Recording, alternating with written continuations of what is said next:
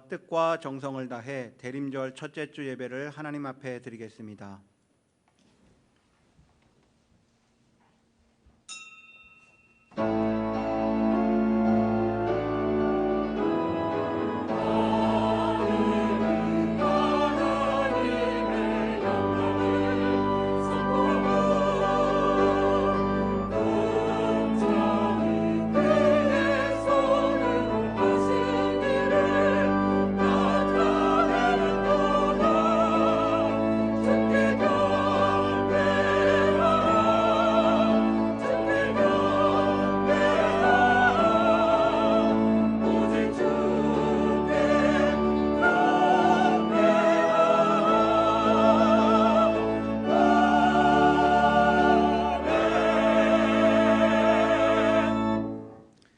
우리가 마음의 뿌림을 받아 악한 심령으로부터 벗어나고 몸은 물로 씻음을 받았으니 참 마음과 온전한 믿음으로 하나님께 나아가자. 하나님은 영이시니 예배하는 자가 영과 진리로 예배할지니라. 할렐루야. 찬송과 경배를 받으시기에 합당하신 하나님 아버지, 죄인들을 구원하시려고 이 땅에 오신 예수님을 사모하여 대림절 첫 번째 주일 예배를 드립니다. 성령님께서 친히 이곳에 임하시고 예배하는 우리의 몸과 마음을 거룩하게 구별하여 주시고 저희가 드리는 찬송과 기도와 예물을 받아 주옵소서. 또한 만세전부터 예비하셨던 말씀과 은총으로 저희들의 심령을 충만하게 채워 주옵소서. 예배하는 이 시간 세상과 나는 간 곳이 없게 하시고 오직 나를 구원하신 그리스도만 보이게 하옵소서. 예수님의 이름으로 기원하옵나이다. 아멘.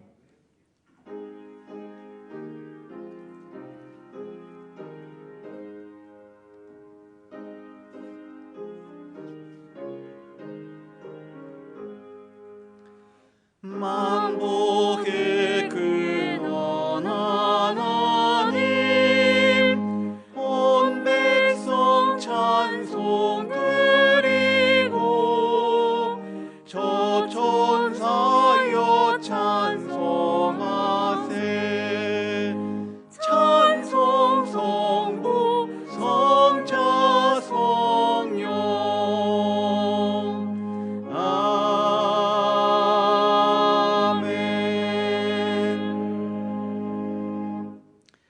요셉을 양떼같이 인도하시는 이스라엘의 목자여 귀를 기울이소서.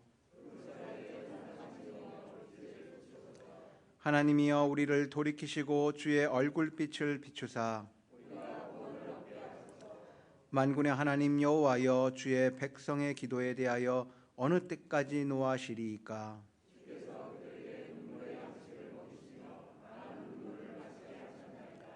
우리를 우리 이웃에게 다툼거리가 되게 하시니 만군의 하나님이여 우리를 회복하여 주시고 주의 얼굴의 광채를 비추사 그리하시면 우리가 주에게서 물러가지 아니하오리니. 아멘. 나는 전능하신 아버지 하나님 천지의 창조주를 믿습니다. 나는 그의 유일하신 아들 우리 주 예수 그리스도를 믿습니다. 그는 성령으로 잉태되어 동정녀 마리아에게서 나시고 본디오 빌라도에게 고난을 받아 십자가에 못 박혀 죽으시고 장사된 지 사흘 만에 죽은 자 가운데서 다시 살아나셨으며 하늘에 오르시어 전능하신 아버지 하나님 우편에 앉아 계시다가 거기로부터 살아있는 자와 죽은 자를 심판하러 오십니다. 나는 성령을 믿으며 거룩한 공교회와 성도의 교제와 죄를 용서받는 것과 몸의 부활과 영생을 믿습니다. 아멘.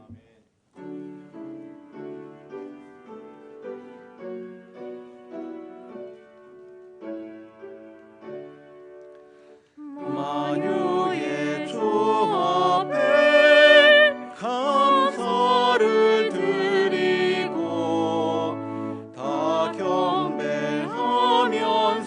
찬송을 부르세. 내 맘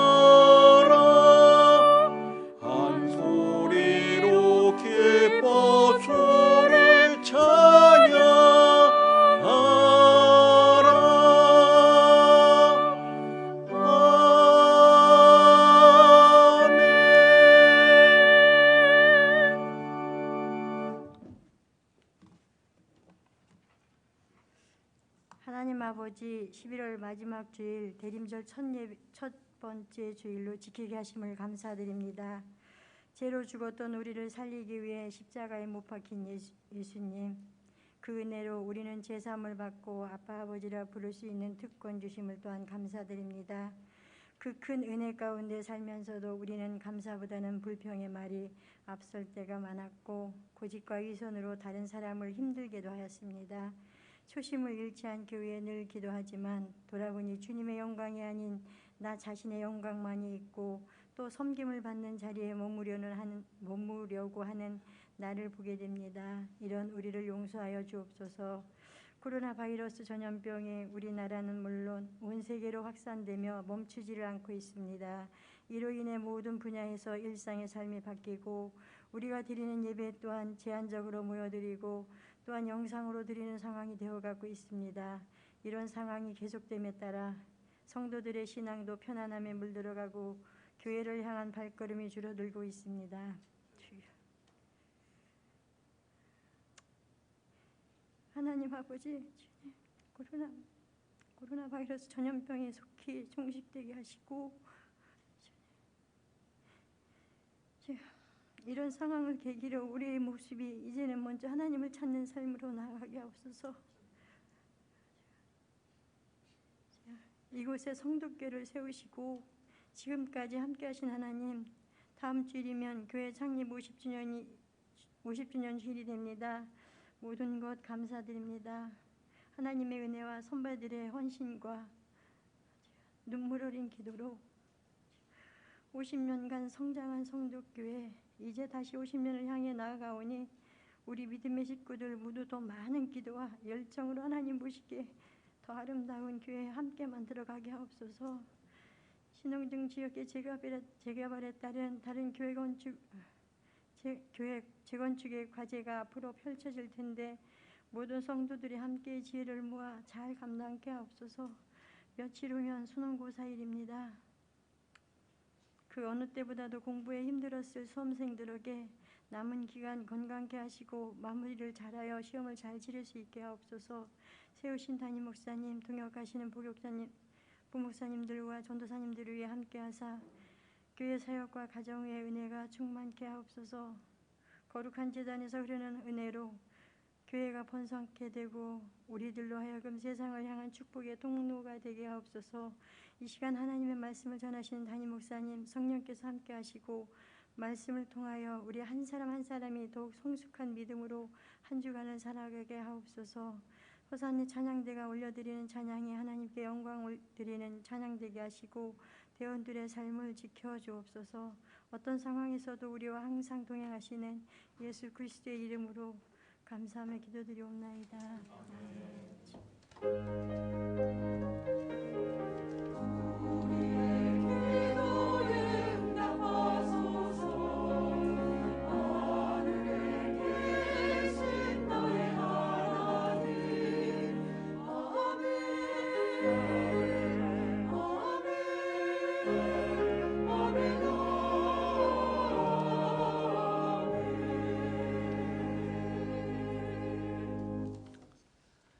이 시간 우리에게 주신 하나님의 말씀은 히브리서 9장 27절과 시편 116편 15절 말씀입니다. 신약성경 362면, 구약성경 888면에 있는 히브리서 9장 27절, 시편 116편 15절 말씀입니다. 이제 하나님의 말씀을 봉독하겠습니다. 한 번 죽은 것은 사람에게 정해진 것이요 후에는 심판이 있으리니 그의 경건한 자들의 죽음은 여호와께서 보시기에 귀중한 것이로다. 아멘. 이 말씀을 통하여 하나님의 크신 은혜가 함께 하시길 원합니다.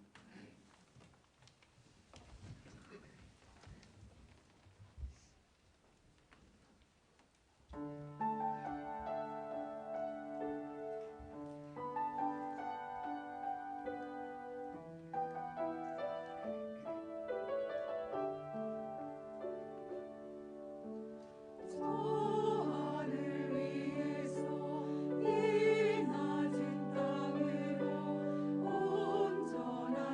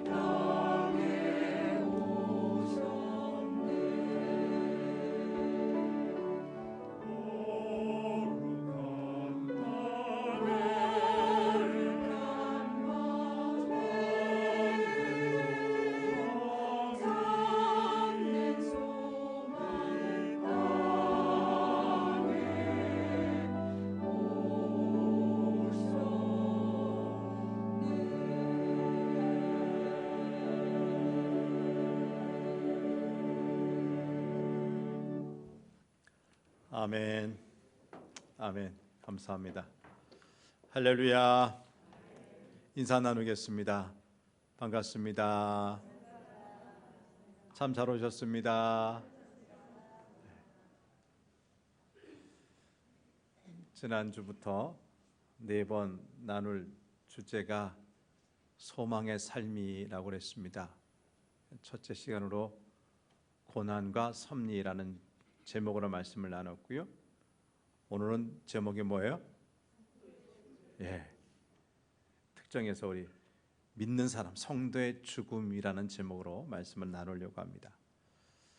봄이 되어 나무마다 연한 녹색으로 돋아난 나뭇잎은 여름이 되면 그 푸르고 푸른 싱싱함을 자랑합니다. 그러다가 가을이 되면 열매를 맺고 울긋불긋 단풍 들어 그 찬란한 자태를 뽐내다가 마침내 나무를 떠나 쓸쓸히 낙엽이 되어 땅에 떨어집니다. 이렇게 떨어지는 낙엽을 바라보면 우리 마음속에 아주 강렬한 종말이라는 느낌을 갖게 되죠. 시작이 있으면 끝이 있구나. 태어남이 있으면 죽는 날도 있구나. 깨닫는 거예요.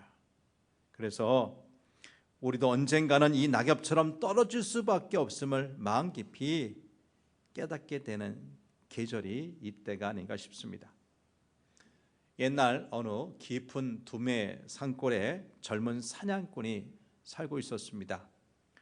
어느 날 사냥을 나간 그는 산속을 헤매다가 나무 위에 앉아있는 독수리를 발견하고 화살을 겨누었습니다. 하지만 그 독수리는 자신이 죽는 줄도 모르고 어딘가를 향해 계속 노려보고 있는 거예요. 이상하다 싶어 자세히 살펴봤더니 이 독수리는 어느 뱀을 잡아먹으려고 그 뱀을 노려보느라 사냥꾼이 자신을 화살로 겨누고 있는 것을 전혀 의식하지도 못한 채 있었던 거지요. 근데 그 뱀을 보니까 그 뱀 역시 어딘가를 응시하고 있었는데 그것은 개구리 한 마리를 잡으려고 독수리가 자기를 노리고 있는 것을 전혀 의식하지 못하고 있었던 거예요. 근데 가만 보니까 이 개구리도 무당벌레를 잡아먹으려고 미동도 하지 않고 노려보고 있었고요. 이 무당벌레도 진딧물에 정신 팔려 개구리가 자신을 노리고 있다는 것을 전혀 의식하지 못하고 있었던 거예요. 사냥꾼은 이러한 먹이 사슬 구조를 보다가 슬그머니 독수리를 겨누었던 활을 내려놓고 갑자기 자신의 뒤를 돌아보게 되었어요. 혹시 그 누군가가 자신을 해치려고 잡아먹으려고 뒤에서 노리고 있는 것은 아닐까 하는 걱정 때문에 말입니다. 사냥꾼은 볼 수가 없었지만 이때 그를 뚫어지게 노려보고 있는 적 아닌 적이 있었습니다. 그것은 바로 죽음이라는 모래시계였다는 거죠. 결국 우리 인간은 종말론적 존재이고요. 언젠가 우리 모두는 마지막 순간 죽음의 사건을 맞이할 수밖에 없다는 거예요. 바로 이 문제에 대해서 오늘 본문 히브리서 9장 27절은 한번 죽는 것은 사람에게 정해진 것이요 그 후에는 뭐가 있다고요? 심판이 있다 분명히 말씀하고 있어요. 하나님께서 처음 우리 인간을 만드실 때의 모습을 창세기 2장 7절은 이렇게 얘기합니다. 여호와 하나님이 땅에 흙으로 사람을 지으시고 생기를 그 코에 불어넣으시니 사람이 생명이 된지라. 여기서 하나님이 그 코에 생기를 불어넣으셨다는 것, 그것은 우리 인간의 존엄성. 여러분, 우리 호흡에, 우리 코에 뭐가 있다고요?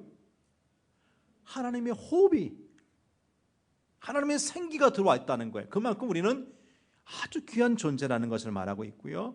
흙으로 우리 사람을 지으셨다는 것은 우리 인간의 재료가 뭐예요? 흙이 흙. 한계라는 거죠. 제한적이라는 거예요. 창세기 3장 19절 하반절에서 하나님은 죄를 지은 처음 인간에게 너는 흙이니 흙으로 돌아갈 것이니라 말씀하셨어요.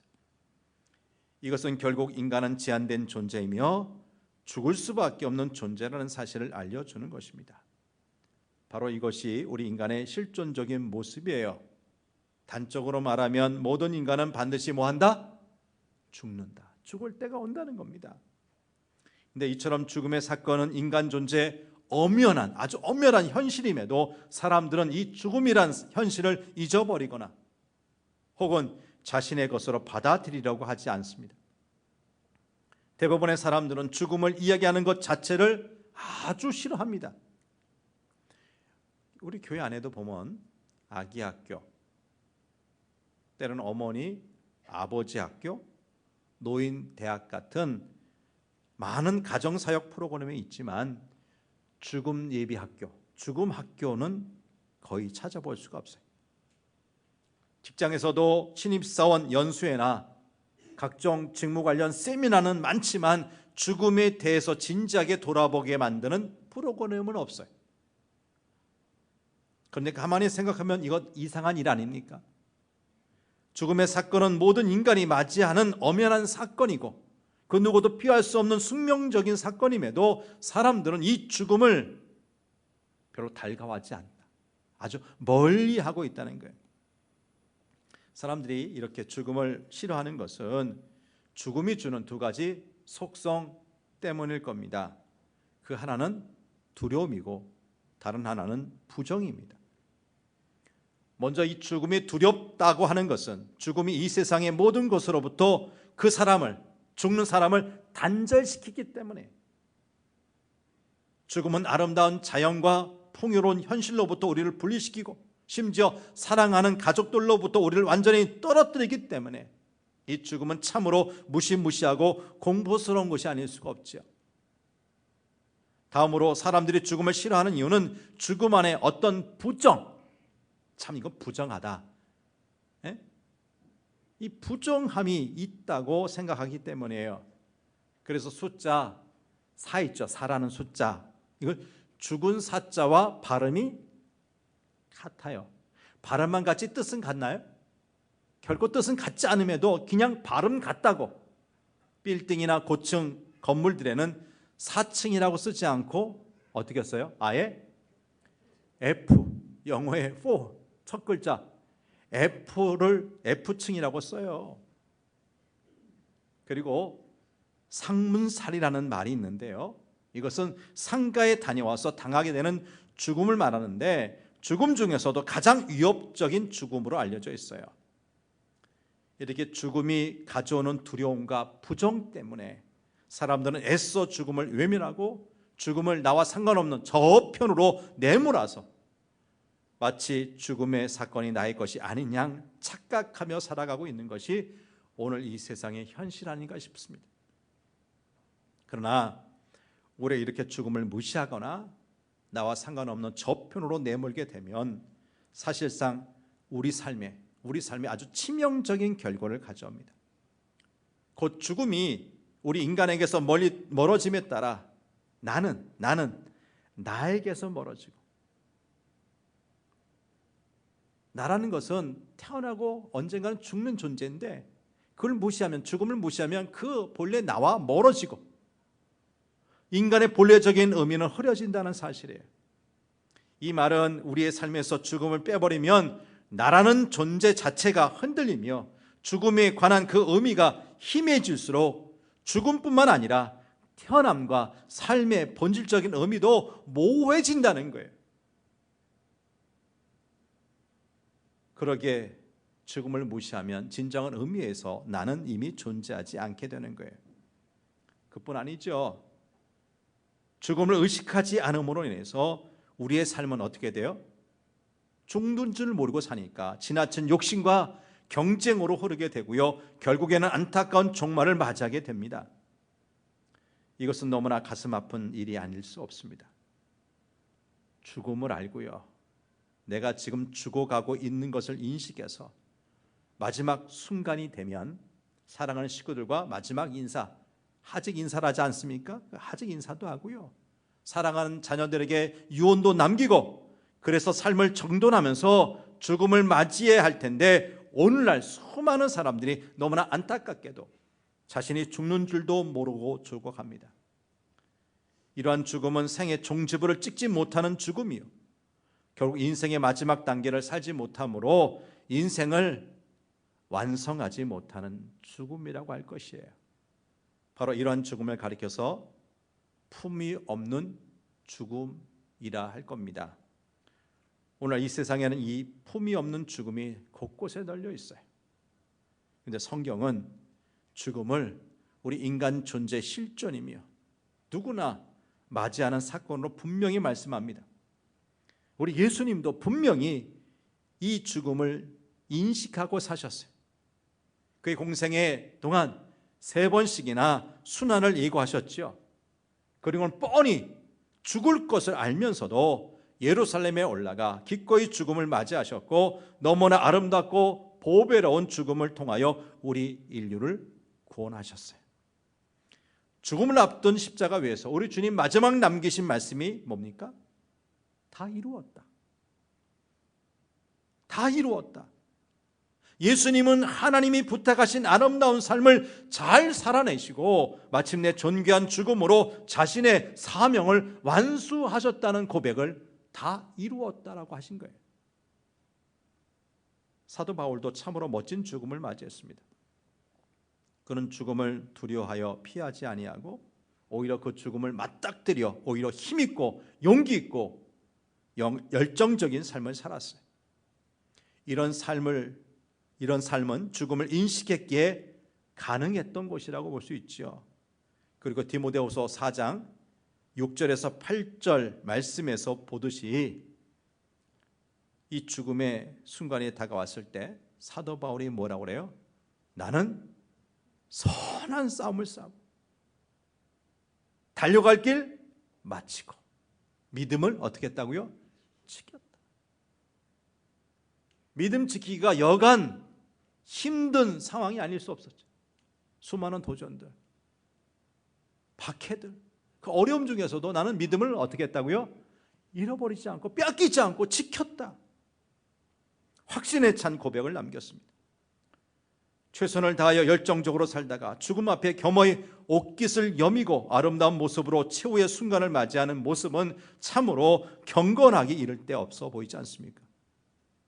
그런데 앞서서 온갖 부귀영화를 누렸던 솔로몬, 전도서 9장 4절에서 6절 말씀에서 이 죽음, 인간의 죽음의 험함을 노래하지 않았습니까? 모든 산자들 중에 들어있는 자에게는 누구나 소망이 있으면 산개가 죽은 사자보다 낫기 때문이라. 여러분, 사자가 살았을 때는 백수의 왕이라고 칭하지 않습니까? 그렇죠? 근데 그 사자가 죽었어요. 그러니까 산개가 그 죽은 사자보다 어떻다고요? 낫다. 인간의 죽음을 빗대어서 하는 얘기인데 살았을 때 문제지 죽은 다음에 인간은 뭐예요? 아무것도 아니라 우리 인생의 죽음의 험함을 고백하는 거예요. 여러분, 사람이 죽으면 어떻게 되는가 하는 것만큼 우리 사람들을 끈질기게 괴롭게 하는 문제가 없지 않습니까? 사람들은 죽음에 대한 해답을 얻기 위해서 과학이나 종교나 철학에 의존하지만 죽음과 내세에 관한 정확한 해답은 오직 성경 안에만 있습니다. 그러므로 우리 그리스도인들은 성경적인 죽음에 대한 해답을 가지고 있는 사람들이라고 할 수 있는 거지요. 본래 처음 지음받은 인간은 그렇지 않았지만 죄를 지은 인간, 아담과 하와 이래로 우리 인간은 하나님의 은혜와 구원이 절대적으로 필요한 존재입니다. 그래서 성경은 우리 인간을 어떻게 묘사해요? 마귀의 종된 인간이라고, 죄의 무거운 짐을 진 인간이라고, 고통의 인간이라고, 죽을 운명의 인간이라고, 지옥 심판이 기다리는 인간이라고. 그러니까 인간을 묘사함에 있어서 결코 긍정적이지 않아요. 굉장히 부정적으로 인간을 묘사했어요. 이런 인간이 호흡, 심장의 박동, 그리고 동공반사란 이 눈의 반사라고 하는 이 세 가지 작동을 멈추면 의학적으로 사망 진단이 내려집니다. 그러나 성경적인 죽음은 이렇게 과학적이고 의학적인 육체 소멸을 의미하지 않아요. 본래 나무에 원가지가 있고요. 그 원가지에서 꺾인 나무가지가 생명을 잃고 말라 죽고 나중에 불에 던져져 태워지는 것 같은 분리가 우리 인간의 죽음이라고 보는 거예요. 잘 들어보세요. 먼저 죄의 결과로 생명 대신 우리 하나님과 분리가 되어서 하나님과 단절되는 것이 영적인 죽음이요. 그 영혼과 육체가 분리되는 것이 육체적인 죽음이요. 최후 심판받아 천국과 하나님의 은혜에서 완전히 분리되어 지옥 가는 것이 영원한 죽음인 둘째 사망입니다. 이렇게 인간은 태어날 때부터 이미 영적으로 죽은 존재로서 정해진 때가 되면 육적으로 죽게 되는 것입니다. 그리고 최후에는 영육이 심판받아 영원한 지옥불에 들어가기로 운명되어 있는 거예요. 그래서 모든 인간이 어느 날 다가오는 그 죽음의 운명을 피할 수 없게 남녀노소 빈부 귀천 관계없이 어찌 보면 죽음은 가장 민주적이고 가장 공평한 것이다. 사람 구별하지 않고 누가 이게나 다 찾아오는 것이기 때문에 그렇게 볼 수 있다는 거죠. 여러분 가만히 생각하면 이 세상에서의 성공이나 꿈과 사랑이나 행복이나 재물이나 심지어 어떤 고통이라도 이 모든 것이 우리 인간의 죽음까지예요. 어디까지라고요? 죽는 순간까지예요. 그런데 과연 죽음으로 모든 것이 끝나는 것이냐? 죽음에 대한 문제를 해결할 길은 전혀 없는 것이냐? 이런 질문들의 답 역시 오직 성경 안에 있습니다. 죽고 사는 것은 생명의 수요자이신 하나님의 절대 권한에 속한 것입니다. 그러기에 사무엘상 2장 6절이 뭐라고 말씀하세요? 같이 볼까요? 시작. 여호와는 죽이기도 하시고 살리기도 하시며 스월에 내리기도 하시고 거기에서 올리기도 하신도다. 그러므로 인간은 하나님께서 자신의 뜻에 따라 주신 생명을 하나님의 영광 위에 사용해야 하는 사명자라고 할 수가 있어요.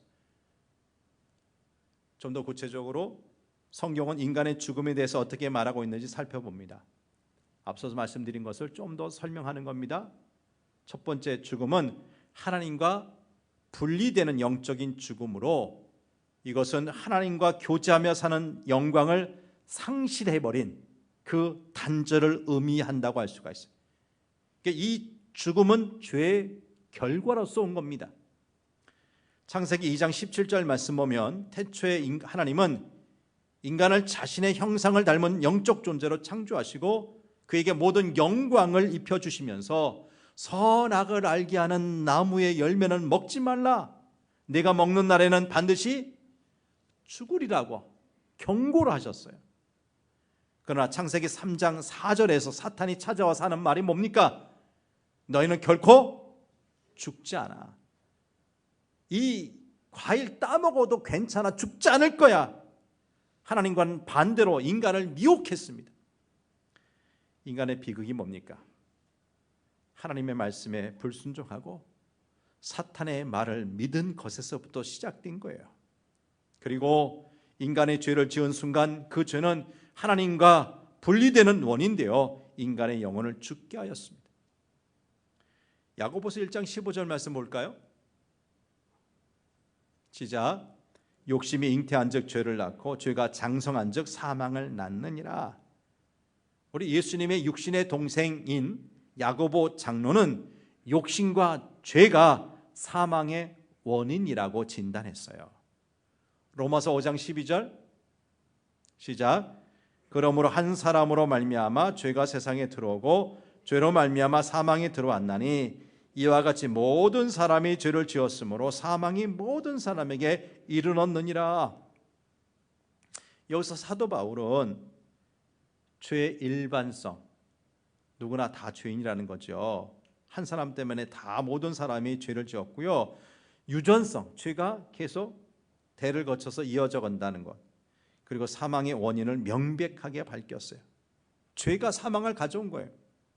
이처럼 성경은 곳곳에서 죄로 말미암아 하나님과 분리되고 교제가 단절된 영적 죽음의 실상에 대해 거듭해서 언급하고 있다는 거죠. 인간의 두 번째 죽음은 육체의 죽음인데, 이것은 죄를 지은 인간의 필연적인 운명이라고 할 수가 있습니다. 오늘 본문 히브리서 9장 27절 말씀 보죠. 시작.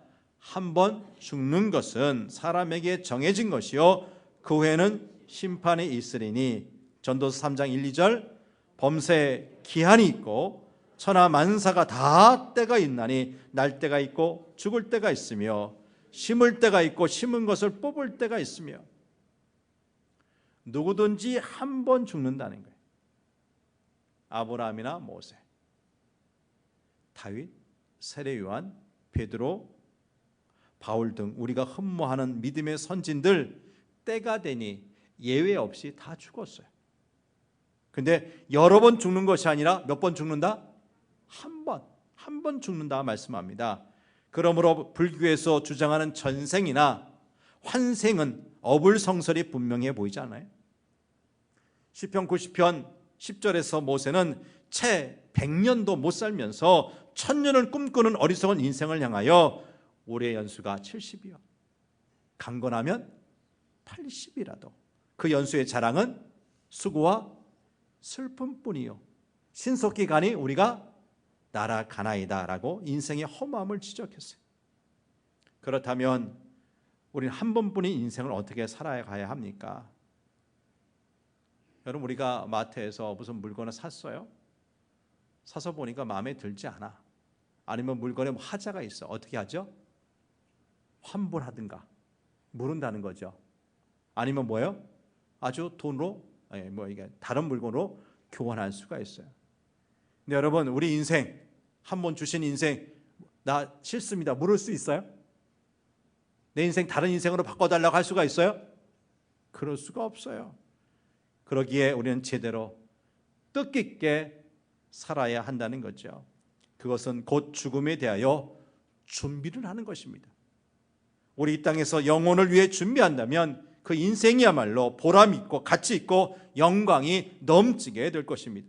그러나 다른 모든 일에 다 성공했다 할지라도 하나님을 만날 준비가 되어 있지 않는 사람은 가장 중요한 일에 실패한 거예요. 우리의 삶은 이 죽음을 넘어서까지 계속되기 때문입니다. 요한복음 11장 25, 26절에서 주시는 말씀이 뭡니까? 시작. 예수께서 이르시되 나는 부활이요 생명이니 나를 믿는 자는 죽어도 살겠고 무릇 살아서 나를 믿는 자는 영원히 죽지 아니하리니 이것을 내가 믿느냐? 예수님을 믿는 자는 만약 죽어도 어떻게 된다? 죽어도 다시 산답니다. 믿습니까? 죽음이 끝이 아니라 다시 삽니다. 그리고 예수님 재림 시에 살아있던 사람들은 죽음 보지 않은 채 영원한 천국에 들어가요. 요한복음 14장 2절 13절에서 예수님 하신 말씀이 뭐죠? 내 아버지 집에 거할 것이 많도다. 그렇지 않으면 너에게 일렀으리라. 내가 너희를 위하여 거처를 예비하러 가노니 가서 너희를 위하여 거처를 예비하면 내가 다시 와서 너희를 내게로 영접하여 나 있는 곳에 너희도 있게 하리라. 예수님께서 십자가에 피 흘려 죽으시고 부활하신 것을 믿고 자신의 구주로 영접한 사람은 이미 영생을 얻었기 때문에 두려움이 없습니다. 세상 사람들이 다 무서워하는 죽음이 와도 두렵지 않아요. 그러므로 예수님 확실히 믿고 죽는 사람은 얼굴이 천사같이 빛나고 승리감에 넘치게 되는 거예요. 이런 멋진 죽음을 준비합시다. 죽음의 순간까지도 가기 싫어서 막 마다하고 얼굴 찌푸리고 괴로워하며 가는 것이 아니라 당당하게 그 죽음 맞이하자는 말씀이에요. 마지막 세 번째 죽음은 하나님의 은혜에서 단절되어 지옥의 형벌에 처해지는 영원한 죽음이에요. 이것은 영원한 멸망의 형벌로 성경은 이 죽음을 가리켜서 둘째 사망이라고 합니다. 이 지옥은 창세일에 예수를 믿지 않고 성령의 인치심을 받지 못해 저 하늘나라 생명책에 기록되지 못한 모든 사람들이 들어가는 형벌의 장소입니다. 그런데 이 최종적인 지옥 형벌 바로 전에 사건이 바로 예수님의 흰 보좌 심판이에요. 자, 요한계시록 20장 21절입니다. 시작. 보라, 내가 크고 흰 보좌와 그 위에 앉으신 이를 보니 땅과 하늘이 그 앞에서 피하여 간데 없더라. 마지막 하나님께서 이 세상의 모든 사람들을 모아놓고 심판하시는데 어디에 앉으셔서요? 크고도 흰 하얀 보좌 위에 앉으셔서, 그래서 흰 보좌 심판, 백보좌 심판 이런 이야기를 하는 거죠. 그런데 이 흰 보좌 심판 바로 전에 창세 이후 이 세상에 살던 모든 사람들의 부활 사건이 있어요. 이 부활 사건에서 예수님을 믿는 자는 생명의 부활로, 그래서 죄와 사망의 권세에서 영원히 해방이 됩니다. 그러나 예수님을 믿지 않던 사람들은 사망의 부활로 둘째 죽음인 지옥에 처하게 되는 거죠. 창세 이후 이 세상에 살았던 모든 인간은 다시 한번 크고 흰 하나님의 보좌 앞에서 우주적인 대심판을 받아야 하기에 아무도 이 심판을 피할 길이 없습니다. 근데 여러분, 성경은 이렇게 예수님을 믿지 않는 사람들의 죽음과는 다르게 성도의 죽음, 믿는 자들의 죽음을 특별하게 다루고 있다는 겁니다. 그래서 성도의 죽음에 대한 이해가 필요합니다. 세상 사람들은 죽음으로 모든 것을 상실하고 영벌에 처해집니다. 그러나 성도들은 죽음으로 모든 것을 이루고 영생을 얻게 돼요. 죽을 몸이 생명을 잇고 성화, 거룩함이 완성되는 것도 이 성도의 죽음입니다. 세상에서 가장 끔찍한 것은 죽음이다. 죽음은 곧 끝이기 때문이다 라고 말한 저 헬라의 철학자 아리스토텔레스의 고백과 다르게 죽음은 결코 끝이 아니라 영생의 과정일 뿐이라는 것입니다. 그러기에 성경은 성도의 죽음을 아주 특별하게 취급하여 말합니다. 두 군데 연속해서 보겠습니다. 요한계시록 14장 13절 시작. 또 내가 들으니 하늘에서 음성이 나서 이르되 기록하라, 지금 이후로 주 안에서 죽는 자들은 복이 있도다 하시매 성령이 이르시되 그러하다, 그들의 수고를 그치고 쉬리니 이는 그들의 행한 일이 따름이라 하시더라. 주 안에서 죽는 자들 뭐하다고요? 복이 있대요. 사람의 죽음에 복된 죽음이 있다는 말씀입니다. 빌립보서 1장 20절과 21절 시작. 나의 간절한 기대와 소망을 따라 아무 일에든지 부끄러워하지 아니하고 지금도 전과 같이 온전히 담대하여 살든지 죽든지 내 몸에서 그리스도가 존귀하게 되게 하려 하나니 이는 내게 사는 것이 그리스도니 죽는 것도 유익함이라. 이 땅에 사는 것보다 더 좋은 죽음이 있답니다. 유익한 죽음이 있다는 말씀이에요. 자, 오늘 본문 마지막 시편 116편 15절 말씀 시작. 그의 경건한 자들의 죽음은 여호와께서 보시기에 귀중한 것이로다. 경건한 자들, 하나님을 섬기다 죽은 사람들, 예수님 믿다 죽은 사람들, 우리 성도가 죽는 것 하나님께서 어떻게 보신다고요? 귀중하게, 너무나 귀하게 보신다는 거예요. 비록 가난하게 살다 죽어도 귀중히 보시고요, 갑자기 교통사고로 죽든지 불치의 병으로 죽든지 성도의 죽음은 모두 하나님께서 어떻게 보신다? 귀중히 보신다는 거예요. 세상 사람들이 가장 두려워하는 것이 죽음이었어요. 죽음과 함께 모든 것을 상실한다고 믿기 때문입니다. 그리하여 자신이 죽을 병에 걸린 것을 알게 되면 놀라고 분노하고 안타까운 현실과 타협하고 그러다가 결국 그 죽음을 받아들이죠. 용납하죠. 그러나 그리스도인들은 죽음을 통과하면 천국에서 영생하는 몸으로 변화하여 영광의 주님과 함께 영원히 살게 됩니다. 그러므로 잠깐 있다가 없어지는 나그네 같은 인생을 살 때 죽음을 준비하며 사는 것이 정말 지혜로운 삶이요, 또한 우리를 멸망에서 구원해 주신 예수님을 위해 사는 것이 진짜 지혜로운 삶이라고 할 수가 있습니다. 일평생 중국과 인도와 중앙 아프리카에서 선교사로 살았던 찰스 토마스 스터드는 젊어서 영국의 케임브리지 대학에 다닐 때 다음과 같은 글을 썼답니다. 오직 한 번뿐인 인생, 그러나 그것도 덧없이 지나가리. 오직 그리스도를 위한 일만이 영원하리라. 그분이나 우리나 우리 인생은 몇 번이라고요? 단 한 번인데 그것도 어떻게 간다고요? 덧없이 가요. 너무나 빠르게 화살처럼 빨리 가요. 근데 오직 예수 그리스도를 위해서 일한 것만큼만 어떻게 된다고? 영원하다. 그것만 남는다는 거예요. 우리가 하나님을 위해서 한 일, 하나님을 위해서 바친 시간, 하나님을 위하여 쓴 물질, 하나님을 위하여 수고한 것만이 영원히 남는 것이요, 상급을 받을 수 있는 일이라는 것입니다. 그러기에 고린도전서 15장 58절은 뭐라고 말씀합니까? 그러므로 내 사랑하는 형제들아, 견실하며 흔들리지 말고 항상 주의 일에 더욱 힘쓰는 자들이 되라. 이는 너희 수고가 주 안에서 헛되지 않은 줄 알미라. 우리가 주님을 위해서 했던 그 수고는 헛되다고요?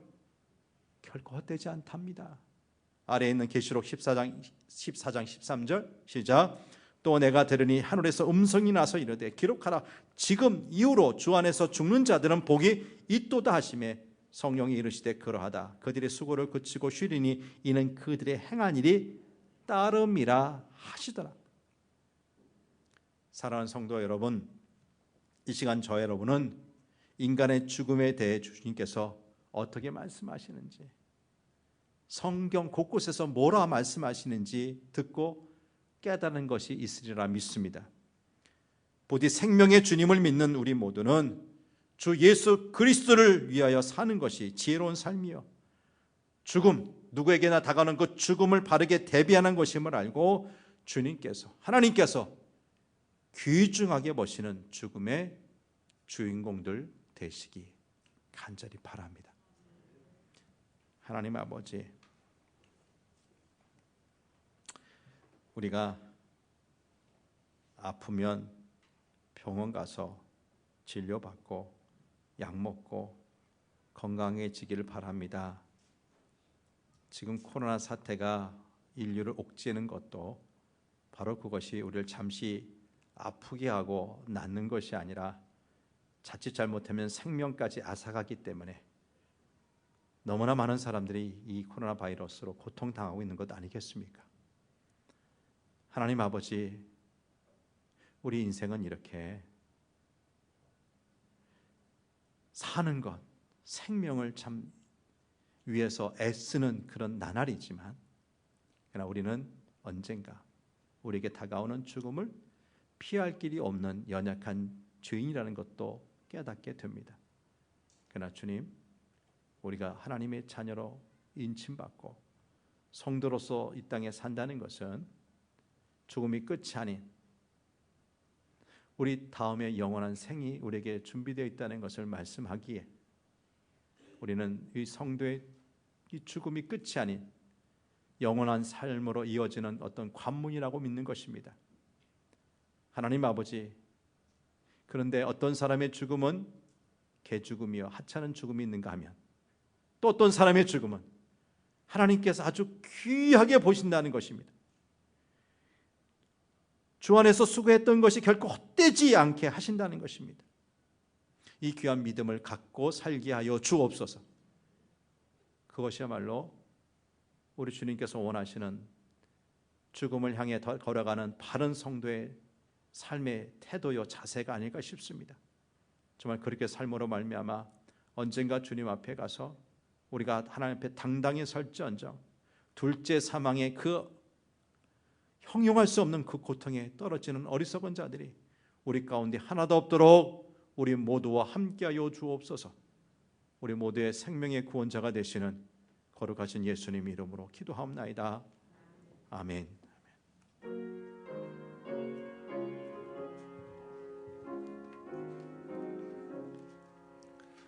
어둠 후에 빛이 오며 바람 분 후에 잔잔하고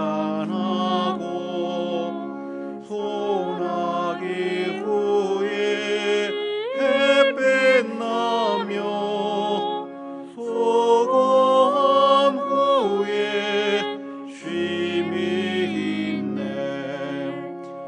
연약한 후에 강건하며 애통한 후에 위로받고 눈물 난 후에 웃음 있고 재벌의 후에 주수하네. 괴로움 후에 평안 있고 슬퍼한 후에 기쁨 있고 멀어진 후에 가까우며 고독한 후에 친구 있네. 고생한 후에 기쁨 있고 십자가 후에 영광 있고 죽음 온 후에 영생하니 이러한 토가 진리로다.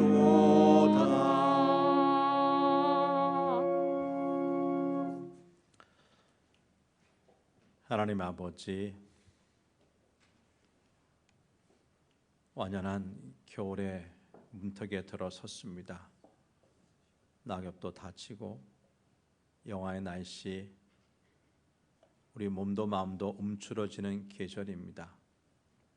이 계절을 통해서라도 인생에 시작이 있고 끝이 있음을 알게 하셔서 언젠가 부지불식간 우리에게 다가올 그 미래, 죽음이란 미래를 미련하게 맞이하지 않고 지혜롭게 맞이할 수 있도록 오늘 우리의 삶을 바르게 살게 도와주시옵소서.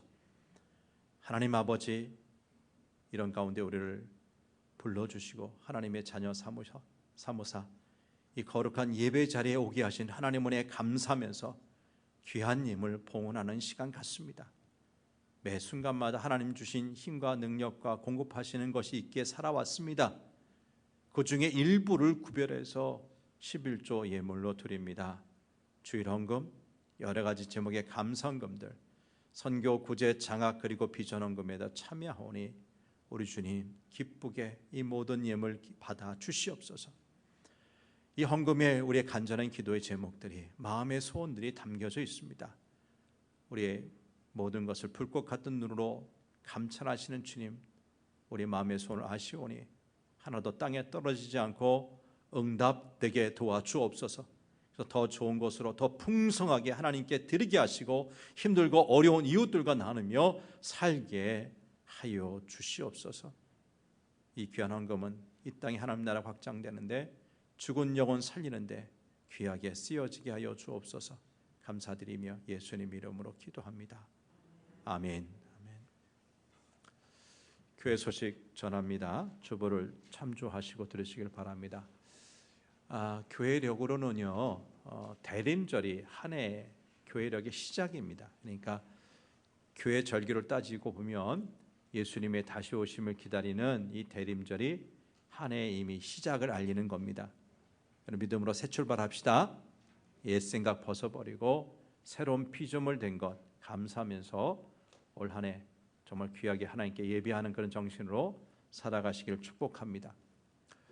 뉴스를 통해서 잘 아시듯이 코로나19 사태가 11월 중순부터 11월 초중순부터 갑자기 악화되고 있습니다. 그래서 사회적 거리두기 1단계가 갑자기 1.5단계로, 그 다음에 지난 24일서부터 2단계로 격상이 되었습니다. 이 말은 우리 교회로만 따지면 본당 좌석의 20%, 그러니까 우리가 이 본당에 한 80명 정도 수용해서 예배 드리라는 겁니다. 여러분, 식당도 9시 넘어서 못 가고, 프렌치 카페는 어떻게 됩니까? 가서 빵도 커피도 마시지 못하고 테이크아웃만 하잖아요, 그렇죠? 그런 조치가 교회 안에까지도 영향을 미치고 있는데, 문제는 오늘 또 방역 당국에서 한 단계 더 강화된 조치를 내릴 가능성이 있다는 겁니다. 그렇게 되면 최소한의 온라인 예배를 드릴 수 있는 그 인력 외에는 이 공동체 예배, 대면 예배가 거의 힘들다는 거예요. 이런 조치가 내려지면 참 어려울 것 같습니다. 위에서 기도해 주시길 바라고, 아무튼 이 2단계 조치가 유지되는 한에서는 교회 학교도 20% 룰에 적용받기 때문에 청소년부나 아동부나 유치부 10명 정도 선에서 예배드리고, 나머지는 온라인 예배, 영상 예배를 송출해서 온라인 예배에 참여할 수밖에 없는 현실입니다. 안타깝게 생각하고 이 코로나 사태가 통제될 수 있도록 기도해 주시길 바랍니다. 다음 주일은 우리 성도교회가 이 땅에서 그 교회로서의 역할을 시작한 지 50주년 되는 뜻깊은 기념 주일인데, 이것도 지금 영향을 받지 않을까 심히 지금 좀 고민스러운 그런 대목이 아닐 수가 없습니다. 본래 계획은 그렇습니다. 앞에 이 프랭카드에도 있듯이, 현수막에도 있듯이 1시 30분 우리 4부 청년들은 우리 1, 2, 3부 작년 예배와 같이 예배 드리고, 1시 30분은 우리 기념 예배로 지금 기획하고 있습니다. 오늘과도 같은 상태가 지속되면 그렇게 할 겁니다. 2단계가 2.5단계만 넘어서지 않으면 인원이 많든 적든 간에 80명 아니면 아래층까지 하면 100명 정도 수용하는데, 그래서 할 겁니다. 또 선교사님 대부분이 들어오셨고, 우리 교회에서 수고하셨던 보교역자들도 또 몇 분 오신다고 그러고, 우리 교우들 또 오랫동안 우리 교회 지켜오셨던 우리 믿음의 선배들 모시고 조촐하게나마나 우리가 이곳에서 예배를 드릴 겁니다. 근데 문제는 오늘 이제 오후에 방역 당국이 어떻게 발표하느냐 여부인데, 만약 2.5단계로 이제 상향해서 사회적인 거리두기를 발표한다 치면 대부분의 예배는 들이대 온라인 예배로 드릴 수밖에 없다는 것. 그러니까 우리가 대면에서 여기서 우리가 기쁨으로 좀 이렇게 축제 분위기 속에서 예배드리기는 참 어려운 상황이 되고 말 겁니다. 그렇게 되지 않도록 여러분 꼭 기도해 주시기를 바라고요. 아무튼 시시각각 바뀌는 그런 상황은 뉴스를 통해서 또 우리 광고를 통해서 잘 들어주시면 고맙겠습니다. 감사 챌린지는 오늘까지 영상 접수를 마감하고요. 그동안 촬영에 협조해 주신 여러분들에게 감사를 드립니다. 7인 7색 성경 공부 이제 절반을 넘어왔습니다. 끝까지 완주하셔서 여러분 신앙 성장에 큰 도움이 됐으면 좋겠다 싶고요. 합심 기도 제목 끊임없이 기도해 주시길 바랍니다. 세례 입교 교육을 온라인상에서 계속하고 있습니다. 교육을 잘 받아야지만 문답 거쳐서 세례 입교할 수 있다는 것을 기억하시고 최선 다해 교육 받아주시길 바라고요. 경제적인 어려움 이웃을 위해서 해마다 하는 이삭 죽기 합니다. 어떤 분들은 우리도 힘든데 또 남녀 선교회 지금 활동을 못했는데 무슨 이럴 때 이삭 죽기요 이야기하실 분이 있을지 몰라도, 여러분 우리보다 더 힘든 이웃들이 있다는 것을 꼭 기억하시길 바랍니다. 상대적인 건데 여전히 이 코로나 바이러스로 이 어려움에도 불구하고 잘 살아가시는 분이 있는가 하면 하루 한 끼가 참 힘들고 위태로운 분들이 우리 이웃에 있다는 겁니다. 그래서 하나님께서 주신 은혜 또 감사하신 분들 액수의 과다를 불문하고 우리 이삭 죽기 헌금 동참해 주시면 해마다 했던 대로 우리가 사랑의 쌀을 사서 힘든 어려운 이웃과 나누는 뜻깊은 행사 하겠습니다. 꼭 기억하시고, 우리 교회가 개척 초창기부터 했던 거 그겁니다. 힘들고 어려웠어도 우리보다 더 힘든 동부 여자 기술원이나 남부 부녀 보호사 같은 정말 힘든 여성들, 우리가 봉사하는 삶을 오랫동안 살지 않았습니까? 그런 정신을 계속해서 이어가는 성도들 되셨으면 좋겠습니다. 생명의 삶 12호로가 나왔습니다. 신청하신 분들 꼭 찾아가셔서 사용해 주시길 바라고요. 다음 주 3부 예배 후 임시 재직회 잠깐 열려고 합니다. 두 가지 때문인데, 하나는 예산 결산을 위한 위원들, 우리 재직회 위원들을 지난번에 선정 못했습니다. 그분들을 임의로 제가 이렇게 임명할 수는 없고요. 재직회에서 승인 받아야 되기 때문에 여는 것이고, 또 하나는 사택 문제에 대해서 보고 드릴 것이 있습니다. 두 가지 문제를 가지고 임시 재직회 다음 주 3부 예배 후에 간단하게 엽니다. 기억하시고 참여해 주시기를 바랍니다. 별세 소식은 지난주에 말씀드린 것이고요. 계속해서 이 겨울철 건강하게 하나님의 사람으로서 잘 살아내시는 여러분 되시길 축복합니다.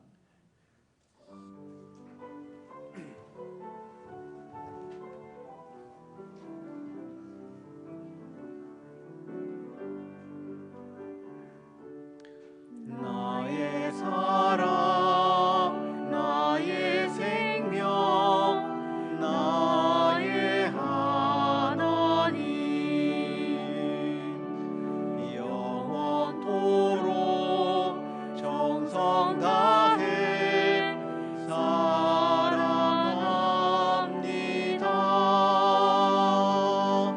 나의 힘 되신 여호와여, 내가 사랑합니다. 영원토록 정성 다해 사랑합니다.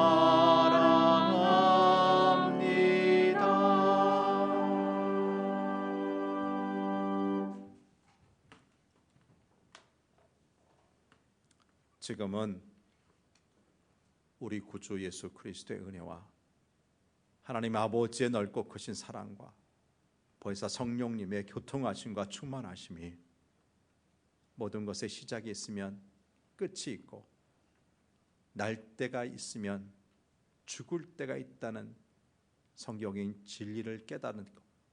그러나 모든 것이 끝나고 죽을 때가 있음에도 특별히 하나님은 성도의 죽음을 귀중하게 보신다는 것을 우리가 배웠사오니, 그렇게 하나님께서 귀중하게 보시는 죽음의 주인공 되기 위해서 죽음을 잘 준비하는 삶을 살기 원합니다.